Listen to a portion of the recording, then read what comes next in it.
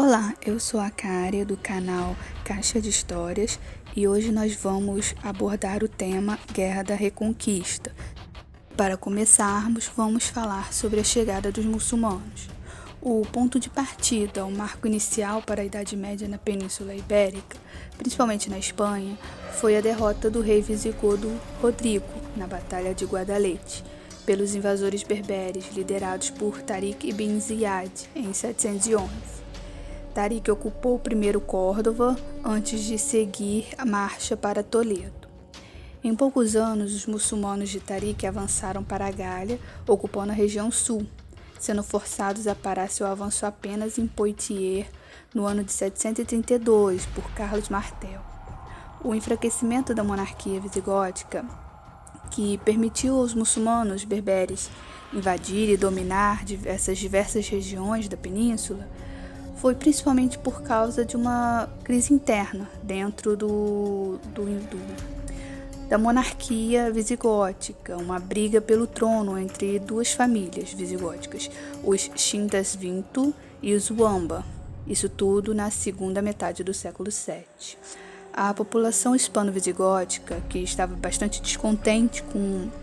a administração corrupta e intolerante dessa elite visigótica e dos monarcas, ainda mais contra uma minoria judaica que vivia na península, acabou optando por, em vez de enfrentar os invasores, se aliar a eles, na esperança de poder melhorar um pouco o seu status. As populações e os governos muçulmanos já tinham fama de serem bastante tolerantes com os que eles chamavam de povos do livro, que eram basicamente os cristãos e os judeus, por causa da origem comum que essas três religiões possuíam. E essa postura, que era bem diferente dos monarcas visigóticos católicos, atraiu a simpatia desses vários hispanos visigóticos e até mesmo de aristocratas desse reino. Por causa disso, entre os anos de 711 a 714, os berberes de Tariq, que era ligado ao governador do Tânger, Musa ibn Nusair, foram capazes de chegar até o Vale do Ebro, estabelecendo guarnições em pontos estratégicos pelo caminho. Só que nem mesmo dentro desses grupos invasores, que eram basicamente berberes e árabes, havia unanimidade, havia conformidade. Vários conflitos começaram a estourar dentro dos grupos, até mesmo entre facções de uma mesma etnia, como os Qaizis e os Iemenitas,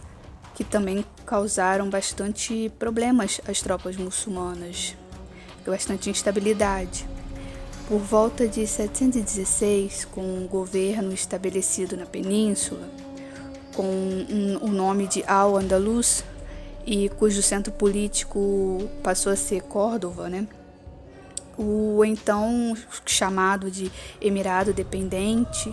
porque ainda mantinha um laço com o califado em Damasco, Eles o emir ainda precisava obedecer ao califa, que estava acima dele. Entre 720 e 732, Al-Andalus lançou várias campanhas para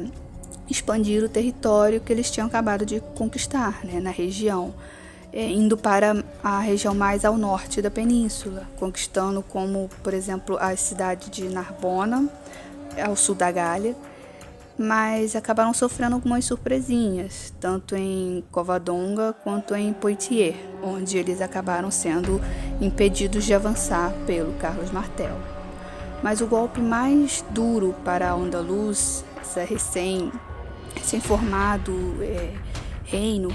foi a queda do califado dos Omíadas para os Abássidas, isso no Oriente, que acarretou na fuga de um membro da família do califa, Abd al-Rahman I, que ele fugiu para Al-Andalus e deu início ao que foi chamado de Emirado Independente,